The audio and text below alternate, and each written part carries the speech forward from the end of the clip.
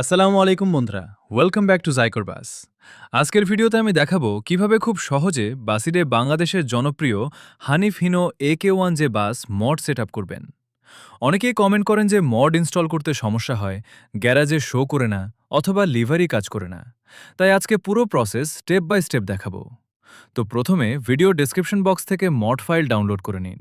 Mod link আমি ডেসক্রিপশনে দিয়ে দিয়েছি। ডাউনলোড করার পর যদি জিপ বা রার ফাইল থাকে তাহলে জেড আর্কাইভার অ্যাপ দিয়ে এক্সট্র্যাক্ট করে নিন।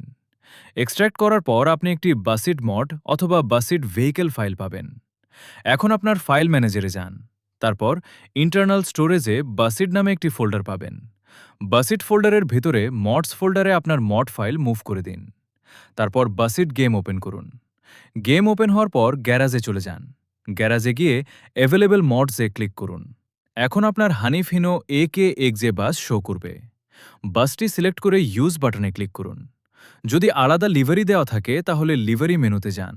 তারপর চুজ ফাইলে ক্লিক করে স্কিন সিলেক্ট করুন। এখন অ্যাপ্লাই দিন। ব্যাস, আপনার হানিফ হিনো AK1 বাস পুরোপুরি রেডি। এখন রিয়েলিস্টিক বাংলাদেশি বাস ফিল নিয়ে ড্রাইভ করতে পারবেন।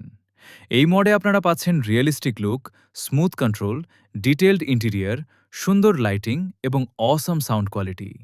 বিশেষ করে নাইট ড্রাইভ করলে বাসটা অনেক সুন্দর লাগে।